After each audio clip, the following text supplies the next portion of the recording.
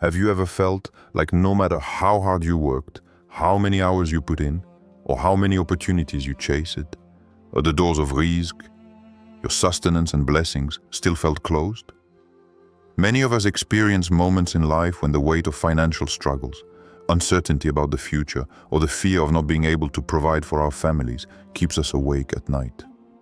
And in those moments, we start to wonder, where will the help come from? But Allah has already given us the answer. In the Quran, He promises, and whoever fears Allah, He will make for him a way out, and will provide for him from where he does not expect.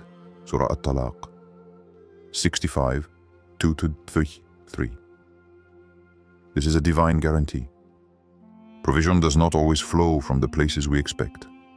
Sometimes it comes from unseen doors that Allah alone can open. And in a beautiful reminder, Dr. Omar Suleiman teaches that there are two powerful du'as which, when sincerely recited, can open these doors of wealth, rizq, and blessings in our lives. So in this video, we're going to uncover these du'as, word for word, and explore not only their meanings, but also the real-life transformations they've brought, both in the stories of the Quran and in the lives of people around us today. Stay until the end to learn both du'as, word for word, and how they transform lives. Before we start, comment below. Have you ever experienced Allah providing for you from unexpected places? Before starting this video, don't forget to like this video, because it gives us a lot of strength to continue sharing beneficial content. And I invite you to subscribe to our channel and activate the notification bell to stay informed of our next publications on the Islamic faith. Share it with your loved ones and leave a comment to tell me what you think.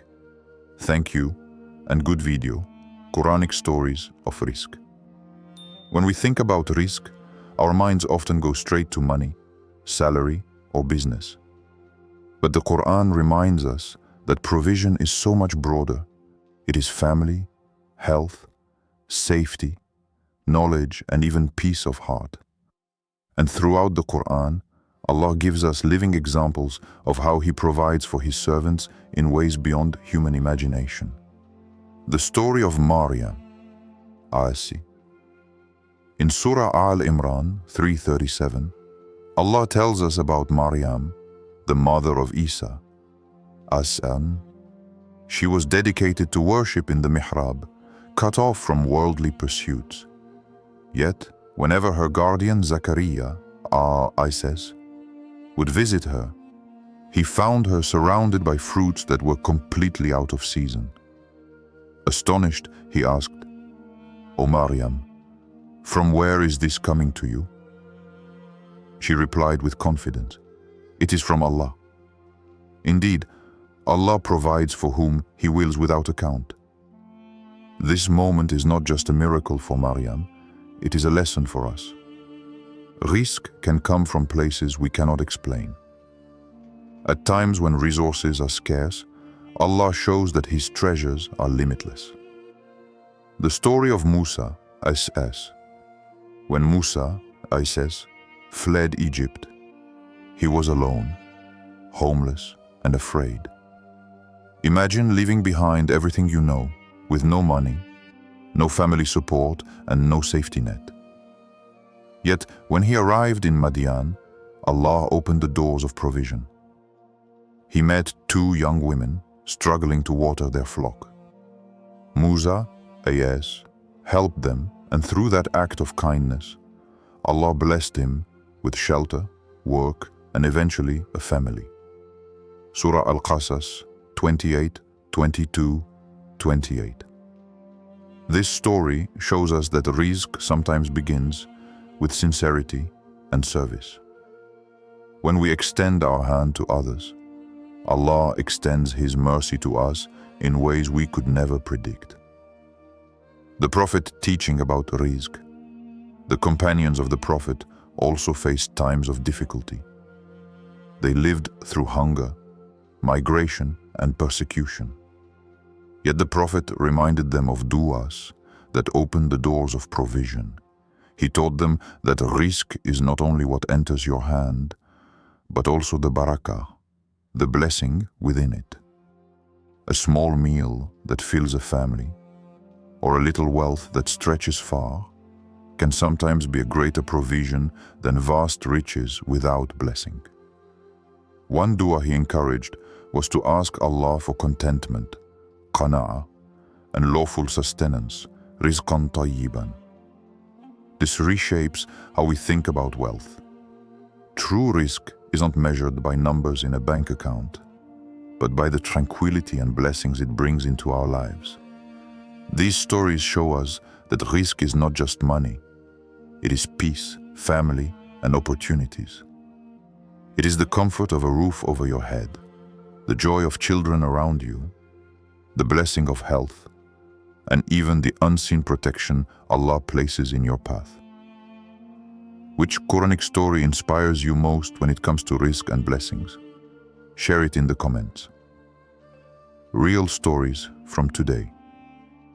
When we read the Quran, the stories of Maryam AES and the Musa AES may feel distant, miracles of a time long ago. But Allah's promise of rizq is not confined to the past. Even today, in the lives of ordinary people, we witness the same mercy unfolding.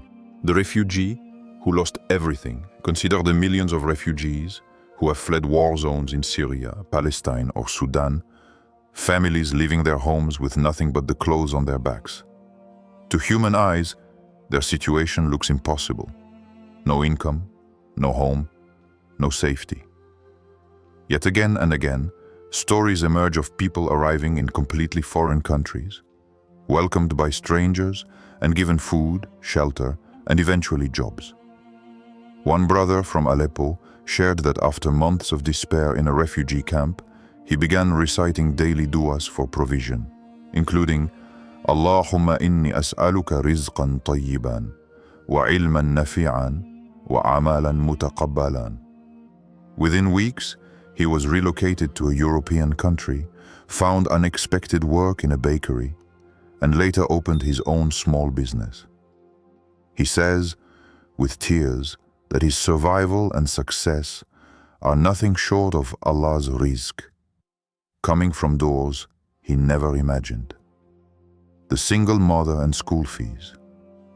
Another story comes from a single mother in Pakistan. She had 3 children and was struggling to pay school fees. Every night, she prayed the du'as for rizq with conviction, even when her situation seemed hopeless. One month, just before her children were due to be expelled for unpaid fees, a distant cousin she hadn't spoken to in years unexpectedly sent her money, saying he felt moved to help. That gift covered the fees for the entire year. She described it as Allah sending provision from where I could not expect. Our modern struggles. Today, many of us are not fleeing war or extreme poverty, but we are battling silent challenges, job losses, crushing inflation, student loans, medical bills, or just the anxiety of not knowing what tomorrow holds. These struggles are real, and they weigh heavily on our hearts. But the timeless du'as of the Prophet and the promises of the Quran remind us that rizq is already written. What du'a does is unlock the closed doors. It turns despair into hope and scarcity into sufficiency. Your rizq is written, but du'a makes the closed door open. Have you witnessed a real story where du'a changed someone's financial situation? Write it below to inspire others. Explanation of du'a. 1. Now let's turn to the first du'a for rizq that the Prophet Muhammad taught his companions. A du'a that connects us directly to the source of all provision. Allahumma ikfini bihalalika an haramik wa aghnini bifadlik amman siwak. Transliteration: Allahumma ikfini bihalalika an haramika wa aghnini bifadlika amman siwaka. Translation: O Allah, suffice me with what you have made lawful, instead of what you have made unlawful, and make me independent of all others besides you through your bounty. Context from the Prophet. This dua was taught by the Prophet to protect the believer from two traps: falling into the unlawful in search of wealth, and relying too heavily on people instead of Allah. He knew that the heart is easily pulled towards shortcuts, quick gains, and dependency on creation. But with this dua, a Muslim redirects their needs to Allah, the provider of all rizq. The companions recited this dua often in moments of financial pressure. For example, when debts became heavy, or when halal opportunities seemed scarce, they would turn to this supplication as a shield. The Prophet emphasized that true independence is not about having millions, but about being freed from the humiliation of begging others and the temptation of haram. The spiritual depth of this dua. At its core, this dua is not only about wealth, it is about contentment, qana'ah. A person may earn a modest income, yet feel richer than kings because their heart is free of greed. Another may have endless resources, but live in constant anxiety, never feeling satisfied. The dua asks Allah to protect us from haram income and to fill our lives with lawful wealth and, more importantly, lawful barakah. Think of the shop owner who insists on honesty even if it means smaller profits, or the young professional who chooses a halal job even when the haram one pays more. These are acts of trust in Allah, and this dua strengthens that resolve. It reminds us that rizq is not locked in the hands of employers, clients, or economies. It flows only from Allah. Practical use. This dua can be recited after every salah, when sitting alone in reflection, or in moments of temptation. Imagine finishing your prayer, raising your hands and saying, "O Allah, make what you have made halal sufficient for me. Protect me from haram. Make me content and independent through your bounty." That moment of sincerity can open doors that were tightly shut. Say this dua after every salah with full conviction. Your rizq is in Allah's hands, not in your employer's. Type Ameen in the comments if you want Allah to expand your rizq. Explanation of dua. Do. The second powerful dua for rizq that the Prophet taught highlights not just the pursuit of wealth itself, but the blessings, barakah, that make it meaningful and lasting. Allahumma inni as'aluka ilman nafi'a wa rizqan tayyiban wa amalan mutaqabbala. Transliteration. Allahumma inni as'aluka ilman nafi'an wa rizqan tayyiban wa amalan mutaqabbalan. Translation. O Allah, I ask you for beneficial knowledge, pure and lawful provision, and accepted deeds. Context and story of the companions. This dua was often taught by the Prophet after Fajr prayer, setting the tone for the believer's day. It ties together three essential aspects of life: knowledge that guides us, halal, sustenance that sustains us, and deeds that bring us closer to Allah. One narration tells of a companion who was struggling to find consistent work. He committed to making this dua every morning after Fajr. Within days, he was offered an opportunity to work in the marketplace in a way that was both halal and stable. What stood out wasn't just the job, it was the barakah that followed. His small earnings stretched to cover his family's needs, and his heart was filled with contentment. This shows us that rizq is not simply about numbers. You could earn thousands, but without barakah, it disappears quickly, through debts, illness, or stress. Yet a modest income, when blessed, can feel abundant, covering every need with peace of mind. Link to tawakkul, trust in Allah. This dua teaches us to place our trust in Allah's wisdom. Notice how the request for rizq is sandwiched between two other things: beneficial knowledge and accepted deeds. This structure reminds us that wealth is never the ultimate goal. It is a means to worship Allah better. Tawakkul means we put in our effort, but we know the outcome is in His hands. Think of a farmer planting seeds. He prepares the soil, waters it, and works hard. But he cannot control the rain, the sun, or the harvest. That is tawakkul. In the same way, we work our jobs, apply for opportunities, and do our best. But the flow of provision and its blessing come only from Allah.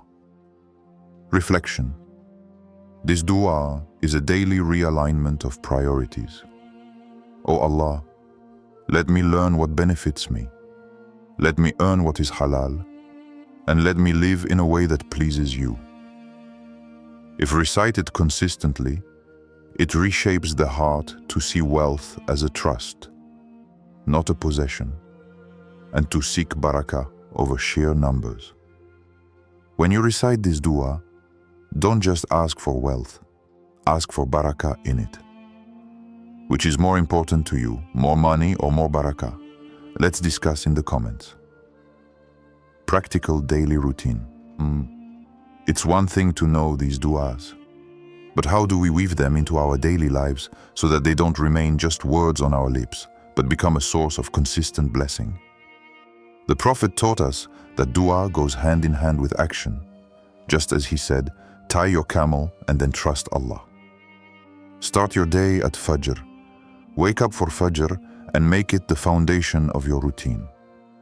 After finishing your salah, recite both duas. Allahumma ikfini bihalalika an haramika wa aghnini bifadlika amman siwaka. Allahumma inni as'aluka ilman nafi'an wa rizqan tayyiban wa amalan mutaqabbalan. When you say them at the very start of the day, you are declaring your trust in Allah before stepping into the world of effort. Give small sadaqah daily. Even if it's just a coin, a meal, or a smile, give something in Allah's path. The Prophet promised that charity does not decrease wealth. In fact, it multiplies barakah. Many successful Muslims throughout history and today make it a habit to give a little every morning before they begin work. It's like planting a seed for the rizq you want to see grow. Align your work with halal productivity. Make sure your daily hustle is not just about earning more, but earning pure. Avoid shortcuts, dishonesty, or questionable deals. Instead, focus on excellence, ihsan, in whatever field you're in. In our modern world, that also means learning new skills, being disciplined with time, and seeking out halal opportunities, even if they seem smaller at first. Remember, halal provision with barakah outlasts haram provision that looks big but vanishes quickly. Keep learning alongside working. Pair your quest for a rizq with the quest for knowledge. The dua itself ties together a beneficial knowledge, halal provision, and accepted deeds. So don't separate them in practice. Read Quran daily, listen to reminders, or pick up a skill that can both benefit you and serve your community. Dua without effort is incomplete. Tie your camel and then trust Allah. What's one daily habit you do that brings you barakah in wealth or time? Share with us. Transformation stories. Throughout history and in our present time, believers have witnessed the power of these du'as in transforming their lives. Rizq is written by Allah. Yet dua can open doors we thought were permanently sealed. A story from the companions. One companion of the Prophet once found himself overwhelmed with debt. He recited the dua, Allahumma ikfini bihalalika an haramika wa aghnini bifadlika amman siwaka. With conviction, he placed his trust in Allah. Soon after, he was unexpectedly offered lawful trade that enabled him to repay his debts in full. This was not mere coincidence. It was a direct reminder that Allah honors those who call upon Him sincerely. A modern-day testimony. In our times, a young man in Indonesia lost his job during the pandemic. For months, he searched for work without success. Out of desperation, he began making both du'as consistently after every salah. Within weeks, an old colleague called with a freelance opportunity. That project grew into a full-time business that now sustains his family. He describes it as Allah showing me that rizq comes from Him, not from my CV. Another story. A mother in Nigeria shared that she recited Allahumma inni as'aluka rizqan tayyiban every morning while preparing her children for school. She worried constantly about food. Then, one day, her neighbor began sending cooked meals regularly, saying she had extra portions. Months later, her husband found steady work. She said, I asked Allah for rizq, and He sent it first through kindness, then through stability. These testimonies remind us that rizq doesn't always come as cash. It may appear as a meal, an idea, an opportunity, or even peace of heart. Your rizq could change tonight if you begin these du'as sincerely. Do you believe rizq is fixed or can change with du'a? Drop your thoughts below. Closing and call to action. We've seen the du'as, the promises from the Quran, and the real stories of lives transformed by Allah's provision. Rizq is not just money. It is barakah, peace, and opportunities sent by Allah when we least expect it. Don't just listen. Start today. Share this video with someone who needs rizq.